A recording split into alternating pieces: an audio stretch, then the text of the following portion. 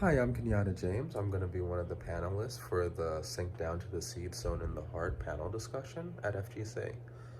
I'm really interested in kind of taking on this panel because I think that this is an interesting time for Quakers. Granted, I think it's an interesting time for pretty much everyone. But for Quakers especially, we've always focused on the ideas of integrity and simplicity and all of these other really great values that I think everybody would have trouble living up to. And this is a time where coronavirus and the pandemic and the protests and everything are kind of holding a mirror to everybody and saying, okay, well, these are what you say your values are. And these are the things that you're defending right now. These are the things that are being torn away from you. And this is how you're reacting.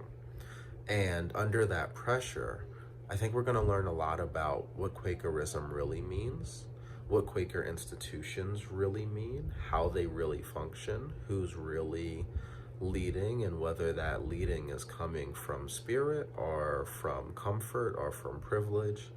And we're being asked to do a lot right now. There's a lot of grief all over the world. There's a lot of loss. There's going to be a lot of loss in terms of people, in terms of sickness, inability, in terms of money, in terms of just positive views. Things that were once accepted as okay are now no longer okay. And all of that transition is going to require Quakers to really understand deeply who we are and what we value.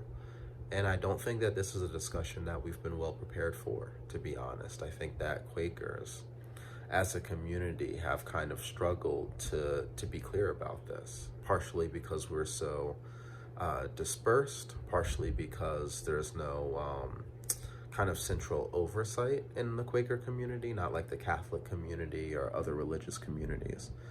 And I think partially just because we haven't had to.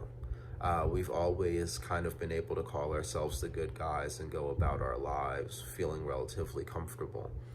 And I think that some of that's going to need to change.